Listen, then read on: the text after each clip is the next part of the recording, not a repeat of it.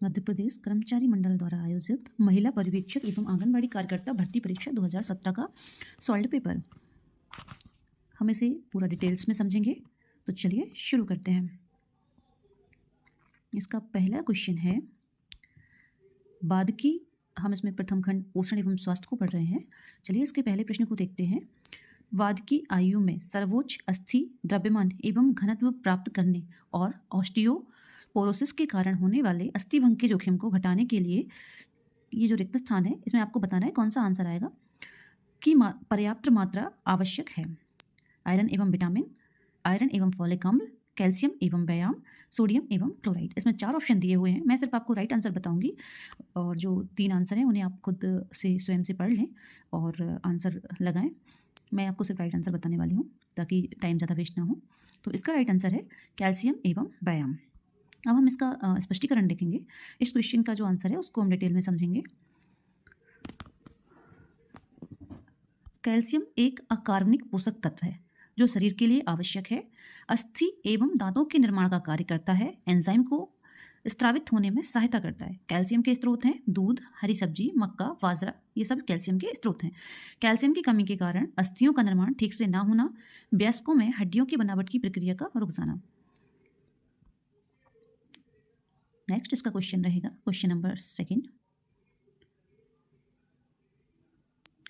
रिक्त स्थान के दौरान खनिजों की अपेक्षा, ये खनिज है, खनिजों की अपेक्षा विटामिनों विशेषकर जल घुलनशील बी समूह के विटामिनों का ह्रास अधिक होता है। आंसर बताना है कि किसका होता है। तो ये है, इसका राइट आंसर है ऑप्शन ए, खाना पकाने। खाना पकाने के दौरान खनिजों की अपेक्षा विटामिनों विशेषकर जल घुलनशील बी समूह के विटामिनों का ह्रास अधिक होता है। इसका स्पष्टीकरण देख लेते हैं।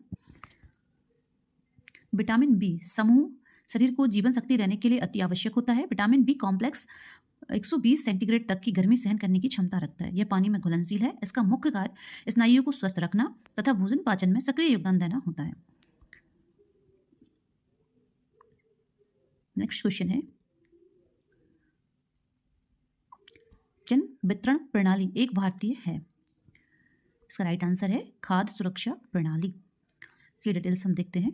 जन वितरण प्रणाली, ये पीडीएस भी कहा जाता है, इसको शॉर्ट में ये पीडीएस कहा जाता है। ये इस तरह से भी क्वेश्चन में पूछा जा सकता है कि पीडीएस क्या है, तो इसका फुल फॉर्म भी याद रखिएगा। जन वितरण प्रणाली एक भारतीय खाद्य सुरक्षा प्रणाली है। भारत में उपभोक्ता मामले, खाद्य और सार्वजनिक वितरण मंत्रालय के अधीन था तथा भारत सरकार द्वारा स्थापित और राज्य सरकारों के साथ संयुक्त रूप से भारत के गरीबों के लिए सब्सिडी वाले खाद्य वस्तुओं वितरित करता है, जिनमें मुख्य रूप से गेहूं, चावल, चीनी और केरोसिन शामिल है। आप लोगों ने देखा होगा कि गरीबों को मुख्य रूप से गेहूं, चावल, चीनी और केरोसिन प्रदान किए जाते हैं।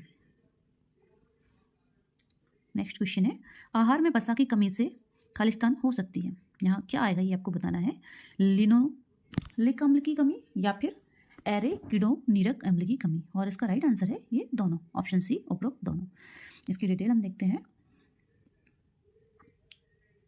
वसा हमें ऊर्जा प्रदान करता है। वसा की कमी से लिनोलिक अम्ल और एरेकिडोनिक की कमी होती है। लिनोलिक अम्ल एक पॉली अनसैचुरेटेड ओमेगा 6 फैटी अम्ल है। यह उचित स्वास्थ्य के लिए आवश्यक है। एरेकिडोनिक अम्ल फास्फोलिपिड्स में शरीर की कोशिकाओं की झिल्ली में मौजूद पॉलीअनसैचुरेटेड फैट अम्ल है। इन सारे वर्ड्स को आप ध्यान से पढ़ें और उन्हें याद रखें, क्योंकि इनसे भी कोई भी क्वेश्चन अगले एग्जाम में पूछा जा सकता है। ये जो कई प्रकार के प्रश्न इतने पैराग्राफ से बन सकते हैं, इसलिए इन्हें बहुत अच्छे से याद रखें। अब हम आगे बढ़ते हैं। नेक्स्ट क्वेश्चन है लगभग सभी लोगों का स्वास्थ्य अच्छा बनाए रखने वाले आहार से प्राप्त पोषक तत्वों के अंतर्गण को किस नाम से परिभाषित किया गया है। कैलोरी सघन आहार, प्रोटीन समृद्ध आहार, अनुशंसित आहारीय अनुमतियाँ, इनमें से कोई नहीं। तो सी ऑप्शन हमारा राइट आंसर है, अनुशंसित आहारीय अनुमतियाँ। अब इस क्वेश्चन की जो डिटेल है वो हम देख लेते हैं, इसके आंसर की डिटेल। तो अनुशंसित आहारीय अनुमतियाँ आवश्यक पोषक तत्वों के सेवन के स्तर हैं जो वैज्ञानिक ज्ञान के आधार पर भोजन द्वारा न्यायित हैं। अच्छे स्वास्थ्य के लिए आहार कैलोरी और प्रोटीन सघन होना चाहिए। नेक्स्ट क्वेश्चन देख लेते हैं। अब नेक्स्ट क्वेश्चन है इनमें से किसे अवशोषण के लिए नेज एंट्रीजिंक कारक की आवश्यकता होती है। राइट आंसर है विटामिन B12। जो 4 ऑप्शन दिए गए हैं इनमें से राइट आंसर है विटामिन B12। आपको सारे विटामिन के नाम भी अच्छे से याद होने चाहिए कि विटामिन B12 को क्या कहा जाता है, इसका नाम क्या है।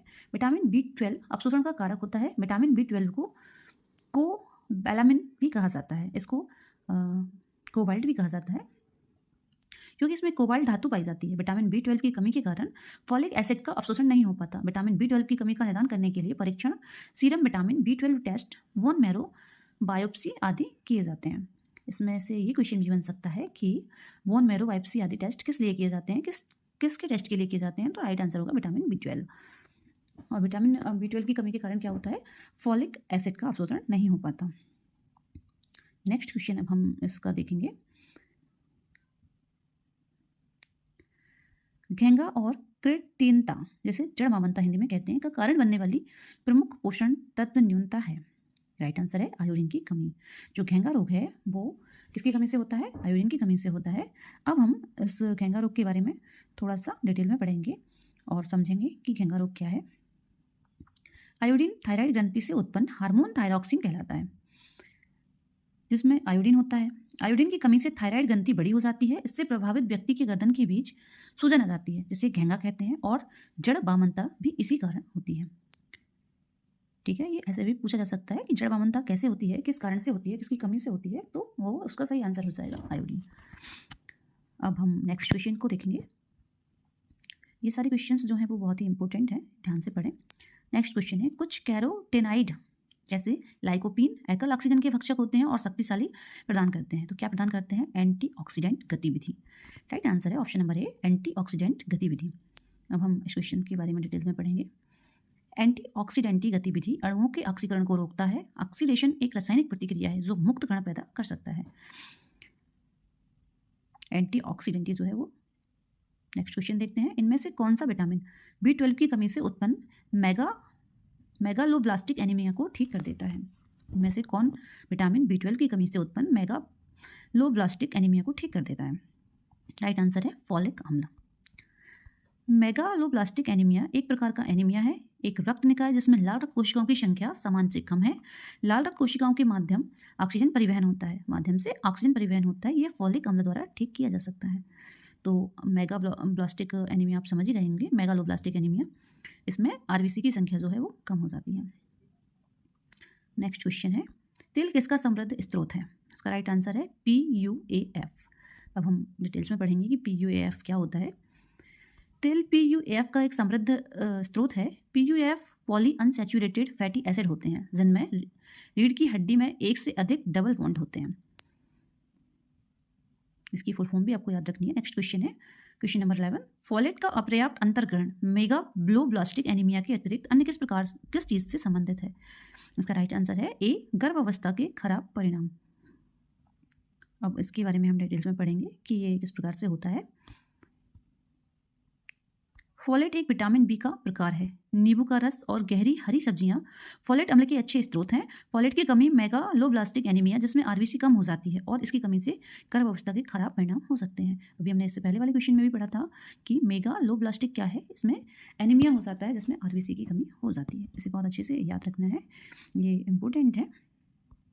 किशोरों को उनके वयस्क अवस्था के भार का 30% और उनकी वयस्क अवस्था की लंबाई का 20% से भी अधिक खालिस्तान के दौरान प्राप्त होता है। तो आपको ये बताना है कि किस एज में उन्हें अपने भार का 30% और लंबाई का 20% प्राप्त हो जाता है किशोरों को। तो इसका राइट आंसर है ऑप्शन ए, 10 से 19 वर्ष। इस क्वेश्चन का राइट आंसर है 10 से 19 वर्ष। इसको डिटेल में समझते हैं। 10 से 19 वर्ष एक किशोर का शरीर काफ़ी तेज़ी से बदलता है। वे यौवन में प्रवेश करते हैं और भावनात्मक से कई बदलाव अनुभव करते हैं। इसी आयु में उनका वजन 30% और लंबाई 20% से अधिक वृद्धि होती है। ये हम सब ने देखा भी है कि किशोरों में इन दोनों ही चीज़ों में वृद्धि होती है। नेक्स्ट क्वेश्चन है क्वेश्चन नंबर 13, गर्भावस्था के दौरान ऊतक संश्लेषण की गति बढ़ने, सक्रिय ऊतक द्रव्यमान में वृद्धि होने और हृदय वाहिकीय एवं श्वसन कार्य में वृद्धि होने के कारण खालिस्तान में वृद्धि होती है। इसका राइट आंसर है ऑप्शन ए, आधारिक चयापचय। अब हम इसको थोड़ा सा डिटेल में देख लेते हैं। ऑप्शन ए को, आधारिक चयापचय शेष यूनिटों पर प्रति यूनिट समय में ऊर्जा व्यय का न्यूनतम है। आधारिक चयापचय दर कैलोरी में व्यक्त ऊर्जा की मात्रा होती है जो किसी व्यक्ति को शरीर के बाकी हिस्सों पर काम करने की ज़रूरत होती है। ये क्या है, ऊर्जा की मात्रा है। ठीक है, नेक्स्ट क्वेश्चन देखते हैं। आयरन न्यूनता के सर्वाधिक जोखिम में मौजूद जनसमूह है नवजात शिशुओं एवं बच्चे, गर्भवती हो सकने वाली आयु की महिलाएं, गर्भवती महिलाएं और उपरोक्त सभी। तो इसका राइट आंसर है उपरोक्त सभी। आयरन न्यूनता के सर्वाधिक जोखिम में मौजूद जनसमूह है। ये क्वेश्चन पूछना चाह रहा है कि आयरन न्यूनता का खतरा सबसे अधिक किसको होता है। तो इन सभी को, नवजात शिशु, गर्भवती हो सकने वाली आयु की महिलाएं, गर्भवती महिलाएं, इन सभी को आयरन न्यूनता का जोखिम रहता है। इनमें ज़्यादा करके आयरन न्यूनता हो जाती है। इस क्वेश्चन को हम डिटेल में पढ़ते हैं, इसका स्पष्टीकरण समझ लेते हैं। तो इसका स्पष्टीकरण कुछ इस प्रकार है। पर्याप्त आयरन के बिना लाल रक्त कोशिकाएं शरीर के ऊतकों तक पर्याप्त ऑक्सीजन नहीं पहुंचा सकती। आयरन की कमी से रक्त कोशिका के स्तर कम हो जाता है। एनीमिया और अजन्मे शिशुओं का विकास देर से हो सकता है। इस प्रकार उपयुक्त सभी जनसमूहों को आयरन की कमी में सर्वाधिक जोखिम है। ये हम सब ने देखा भी है। नेक्स्ट क्वेश्चन है क्वेश्चन नंबर 15। गर्भावस्था में ऊर्जा की आवश्यकता बढ़ जाती है क्योंकि के लिए अतिरिक्त ऊर्जा चाहिए होती है।